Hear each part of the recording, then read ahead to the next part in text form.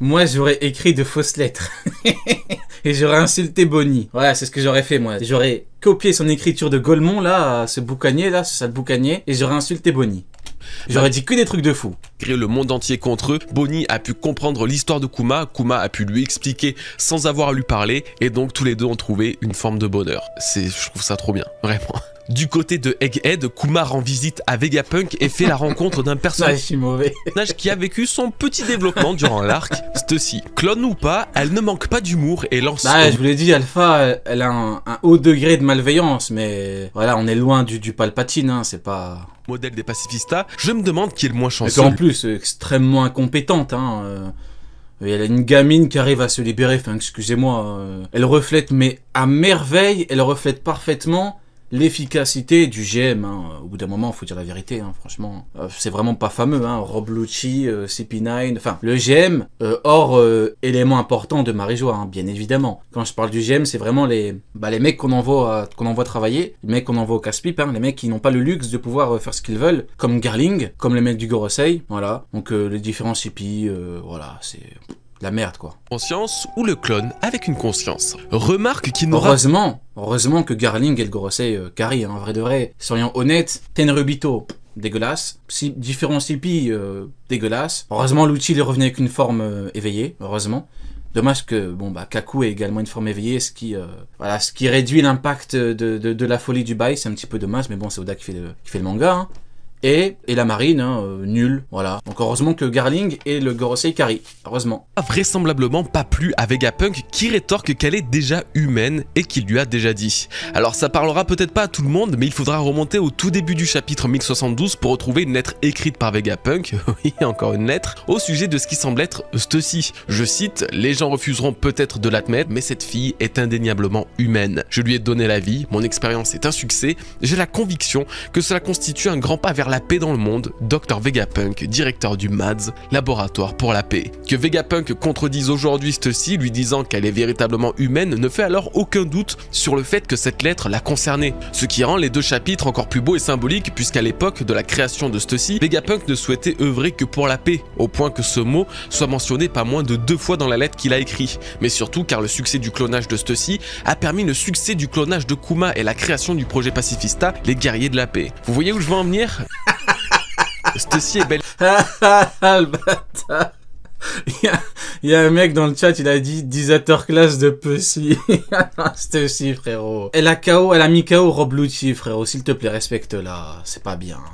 C'est pas bien, frérot, c'est pas bien. Une expérience ayant apporté du positif au monde. C'est ça votre problème. Il y a des mecs dans la marine, vous les allumez jamais alors qu'ils sont de vraies merdes. Il y a des personnages comme ça qui savent travailler, qui travaillent bien, qui sont avec nous. Vous les allumez, c'est pas bien les mecs, c'est pas bien. C'est grâce à sa réussite que les pacifistas ont pu voir le jour et être considérés comme les gardiens de la paix, les guerriers du futur ultime désirés par Vegapunk et qui changeront incontestablement le monde à venir. Pour en revenir à Vegapunk, en plus de s'être séparé de son crâne signifiant donc le début du projet consistant à se diviser en 6 autres Vegapunk, il explique à Kuma ce que je vous disais plus tôt, il fera tout pour garder la conscience de Kuma jusqu'à la dernière minute avant la chirurgie qui prend fin dans 1 an. Je sais pas si on se rend vraiment compte, mais Vegapunk vient en fait de dire à son ami qu'il essaiera de le garder en vie le plus longtemps possible avant de le faire mourir contre sa propre volonté. C'est terrible.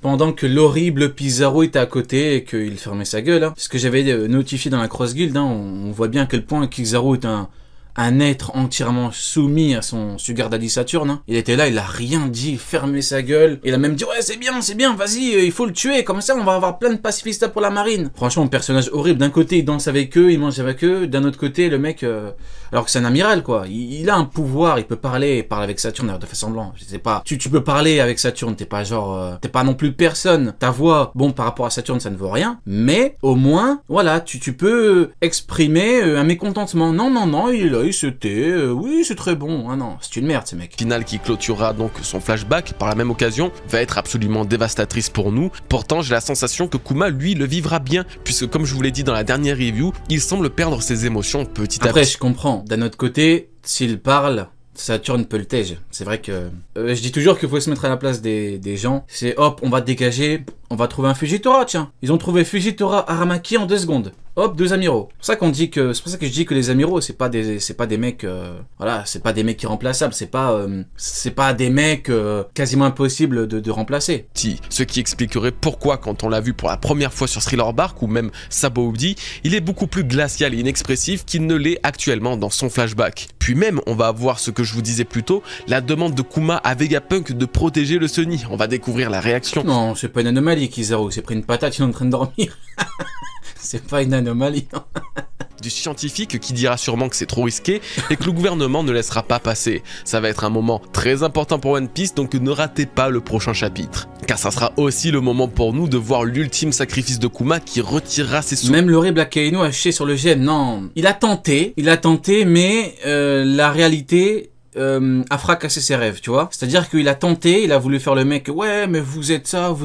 Quand il est monté en haut, les Tenryubito, ils l'ont dit, ramène mon Omar, sale chien, il a fermé sa gueule, hein. Donc, il tente, tu vois, mais non, quand il est confronté à la dure réalité, ils lui ont dit, mon Omar, il a fermé sa gueule, il se tait, tu peux pas parler, parce que sinon ils vont t'envoyer Garling. Vous voyez ce que je veux dire? Vous voyez, quand il lui a dit, ramène mon Omar, s'il lui avait dit, tais-toi, ou je te tue. Mais Garling, il vient directement, il lui coupe la tête. Il lui dit, tu te prends pour l'antagoniste final de One Piece ou quoi? Il lui coupe la tête. C'est ça, c'est comme ça que ça marche. Bon, ce chapitre est assez léger à faire en review, très clairement, si on le compare à celui de Saturne qui révèle ses pouvoirs ou celui de God Valley, c'est vraiment de l'eau. Mais c'est normal, il y a toujours quelque chose à analyser dans One Piece, certains chapitres se prêtent simplement à plus de travail de décryptage que d'autres. Ce chapitre fait partie des plus simples, pourtant, Bonnie nous a tapé une action incompréhensible qui va demander pas mal de réflexion. En effet, c'est son fruit du démon qui va nous intéresser. Durant sa convalescence sur Sorbet et la surveillance extrême dont elle était victime du gouvernement mondial, la reine Connie a eu la grande sagesse de lui conseiller de ne pas dévoiler les pouvoirs de son fruit du démon, chose qui lui sera très utile puisque après avoir passé un an sans aucune nouvelle de son père, elle décide de prendre la mer, elle est enfin guérie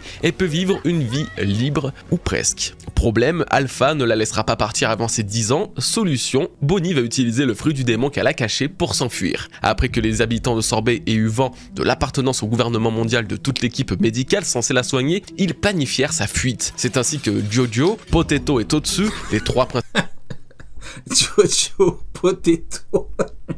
principaux membres de l'équipage de Bonnie, visibles avec elle. Pourquoi des supernovas, ils ont des équipages de merde comme ça? T'as Trafalgar Law, il a, je sais plus, Sushi et je sais plus quoi là, j'ai oublié son nom. Tellement qu'il est nul, j'ai oublié son nom. Sushi et Panda, je crois, j'ai oublié son nom. Sushi et Kushi ou je sais pas quoi. Elle, c'est quoi? C'est Potato? Non mais franchement, au bout d'un moment... Non mais stop, je sais pas... Sur Sabaody, transformèrent en bateau. Ils sont finito, go impel down. Pêche un navire pirate aux allures Pingouin, bah oui, Pingouin. Comment est-ce... Bah, c'est normal que je l'oublie, il est nul. Pingouin et sushi, quoi. Pingouin, sushi, Potato, c'est quoi la prochaine étape, quoi?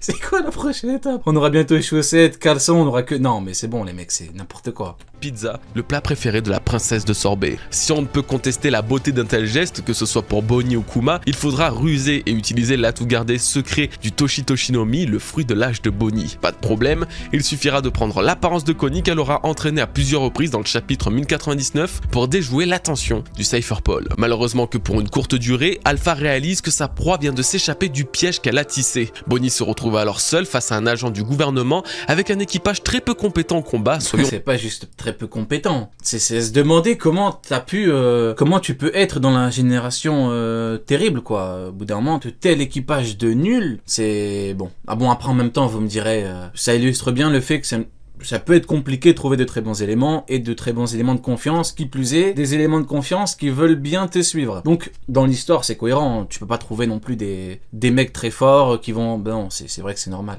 Honnête et doit alors agir pour sa vie. Elle se met alors à se souvenir des paroles de son père concernant Nika. À quoi ressemble-t-il? Personne n'en est sûr, mais il semblerait que son corps ait les propriétés du caoutchouc, lui permettant de combattre selon sa volonté. Alors Bonnie utilisera pour la première fois cette technique future distordue pour ressembler à Nika et asséner un gigantesque coup de poing à Alpha qui marquera le début de sa liberté, introduisant également la grande question que tout le monde s'est posée: comment est-ce possible? Ok, donc vous l'aurez bien compris, le sujet final de cette vidéo sera celui-ci. Le fruit de l'âge de Bonnie lui a permis une prouesse absolument exceptionnelle qu'il ne devrait logiquement pas lui permettre. Si vous vous êtes demandé comment et pourquoi Oda a-t-il fait ça, bienvenue sur cette vidéo, Moi c'est pareil. Quand bien même ça représente ce que je considère un assez grand mystère, nous allons tenter de trouver la réponse aujourd'hui, alors pas de panique. Commençons déjà, et je pense que c'est assez important de faire un point sur ce qu'on sait du fruit de Bonnie et comment on l'utilise. Alors pour rappel, Oda a dévoilé dans le SBS du tome 107 le véritable nom du fruit de Bonnie qui est le Toshi-Toshinomi, le fruit de l'âge. Nous avons pu découvrir sa première utilisation de ses pouvoirs au chapitre 1099 où ce fruit du démon est nommé par rien à foutre, c'est un fruit. un citoyen de Sorbet lisant la fameuse encyclopédie des fruits du démon. Non, mais après, c'est normal, il n'y a pas grand chose à manger dans le chapitre, donc tout le monde, c'est entre guillemets rabattu sur le seul élément plus ou moins intéressant du chapitre, parce que faut dire la vérité, tout le reste, bon, c'est pas un chapitre de Egghead, hein, c'est Kuma qui voyage et Kuma qui pleure et Bonnie qui pleure et Alpha qui est en train de pleurer, enfin, tout le monde pleure, quoi. C'est un chapitre où tout le monde pleure, donc voilà, le seul élément intéressant c'est le truc à la fin, mais bon voilà. Que ce fruit a déjà été Non, moi honnêtement, de mon point de vue, c'est pas un mystère, c'est pas un truc qui me fascine, c'est pas un truc, je me dis bon, voilà, elle en pouvait plus, il y a le truc avec un fruit c'est démoniaque, c'est mystique, tu peux avoir plein de caractéristiques avec, bon, ton poing il a grossi, t'as pu mettre une patate à l'autre, puis c'est tout quoi, c'est pas un truc qui me transcende, voilà. Consommé par quelqu'un. Mais je comprends que beaucoup soient transcendés vis-à-vis de cet élément, je comprends, parce qu'il n'y a pas grand chose entre guillemets à manger.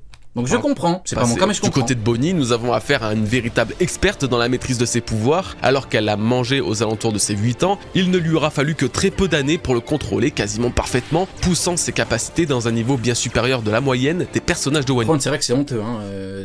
Si tu combats Bonnie et que tu perds, c'est une gamine, hein. Donc c'est vrai que c'est chaud, hein. Franchement, si tu te fais allumer par une gamine, il y a des mecs du GM là, ou enfin, il y a des mecs de la marine là, ils ont plus de 40 ans là, ils sont censés être à leur prime, ils sont fait allumer par une gamine, hein. Là on monte un petit peu, hein. One Piece possédant un fruit du démon. Pour preuve, elle est constamment sous les effets de son pouvoir pour cacher sa véritable apparence, ce qui doit être épuisant, pourtant elle parvient quand même à se battre dans cette forme et même continuer d'utiliser son pouvoir sur les autres. Justement, du côté de ces techniques, toutes sont très puissantes et assez compréhensibles avec le thème de l'âge. La marque du temps va par exemple extraire l'âge de l'adversaire touché par son attaque sous forme de joyau, le projetant dans sa forme la plus pure et inoffensive. Oil Shock, qui est possiblement une référence au Ursus Shock de son père, permet à Bonnie d'agir directement sur de la matière, appliquant l'effet du vieillissement de l'âge sur un verrou métallique. Plus récemment, nous avons vu la très surprenante attaque de l'expérience de mort imminente, qui témoigne d'une encore plus grande expertise de ses pouvoirs quand elle est parvenue à vieillir un marine jusqu'à un état avancé de décomposition pour tout de suite le faire revenir à son état de base. Au-delà du traumatisme que ça a pu provoquer chez ce pauvre soldat,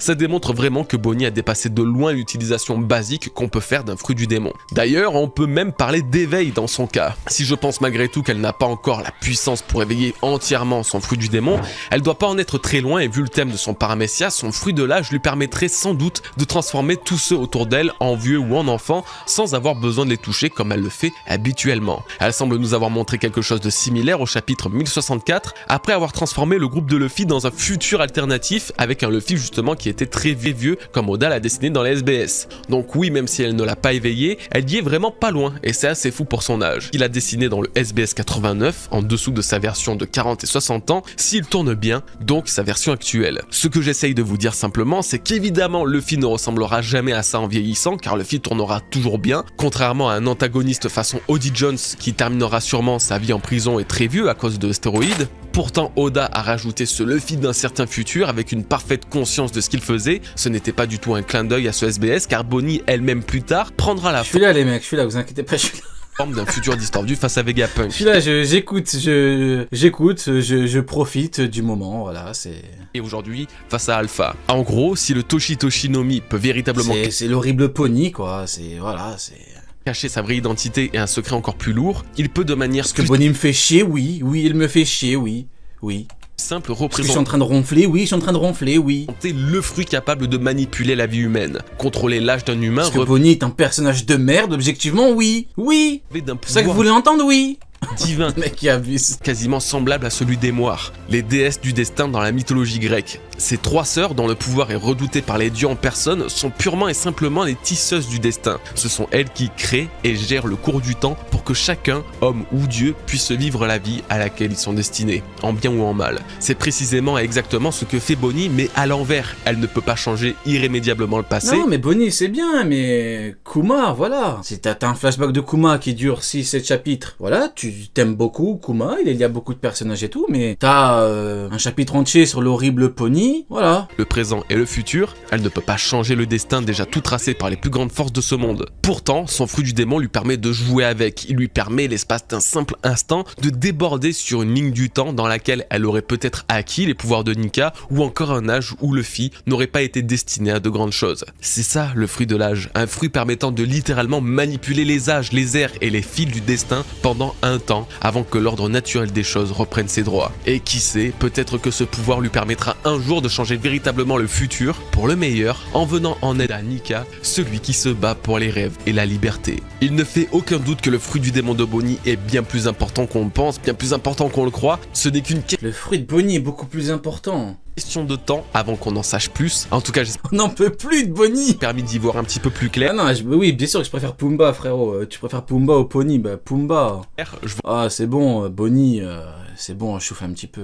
vous remercie de l'avoir regardé. Je vous souhaite un très bon week-end, les bros, et je vous dis à la semaine prochaine pour une assez grosse vidéo. Bon, très bon week-end à toi, Godzi. Bah écoutez, très bonne vidéo, hein, vidéo de qualité. Bonnie, on ronfle un petit peu, mais Bonnie, la fille de Pumba, donc on mange quand même. Voilà, ce sera la conclusion de la vidéo. Bonnie, on ronfle, on souffle, mais c'est la fille de Pumba. Et voilà, fallait qu'elle ait son chapitre, parce que c'est vrai que Pumba, c'est la vraie star pour l'instant.